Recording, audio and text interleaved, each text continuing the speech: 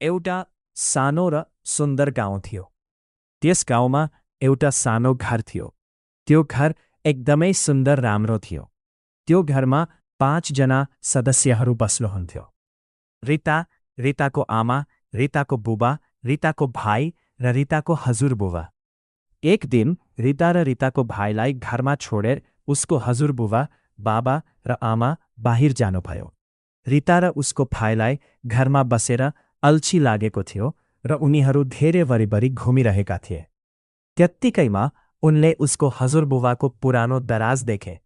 हजुरबुबाको पुरानो दराज देखेर उनीहरूलाई अचुक भयो। यहाँभित्र के छ होला भनेर उनीहरूले दराज खोले। दराज खोल्दा उनीहरूले धेरै कुराको साथ यो देखिसकेपछि रिता र रिताको भाइलाई त्यस खजाना खोज्नु जानुलाई मन लाग्थाल्यो र उनीहरू एक्काबसमा सल्लाह गरेर खजाना खोज्न ठाउँतिर।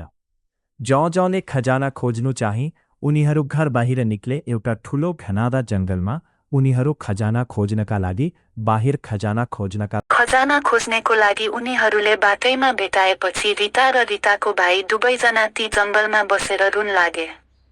त्यसको साथै त्यसपछि रिताले अलि पर एउटा ठुलो मन्दिर देखी उनीहरू हतार हतार त्यो मन्दिरमा कुदेर गए। यता घरमा भने रिताको मम्मी बाबा र हजुरबाबा धेरै चिन्तित हुनुहुन्थ्यो। उसलाई चोरी हराएका कारण उनीहरूलाई खाना पनि रुचेको थिएन। उनीहरू तीनों आइकन बसमा बसेर सल्लाहहरू गर्दै छोराछोरीलाई खोज्ने क्रममा बसिरहे। यता जङ्गलमा रिता र रिताको भाइले भेटेको मन्दिरमा उनीहरू गए। मन्दिरमा उनीहरूले सबैतिर खोजे, उनीहरूले केही भेटेनन्। त्यहाँ पनि उनीहरू निराश भएर बस्न आँटेका थिए। त्यतिखेर एउटा कछुवा उनीहरूको सामु आएको उनीहरूले महसुस गरे। त्यो कछुवा एकदमै शान्त र सुन्दर थियो। त्यो कछुवामा केही त जादु थियो जस्तो उनीहरूले महसुस गरे। त्यत्तिकैमा त्यो कछुवा एउटा सुन्दर स्त्रीको रूपमा परिवर्तन भइजो हावामा उडिरहेको थिइन्।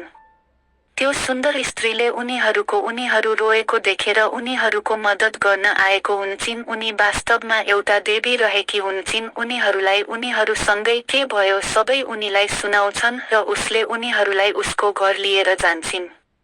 घरमा गएर उसले उसलाई उनी दुईटा बच्चाहरूलाई अबदेखि यस्तो नगर्न भन्छन्। रक्कै काम परेकै जानु परे आफ्नो अभिभावकलाई सूचना दिएर र उनीहरूसँग मात्रै जाने बाधाको साथ उनी त्यहाँबाट जान्छन्।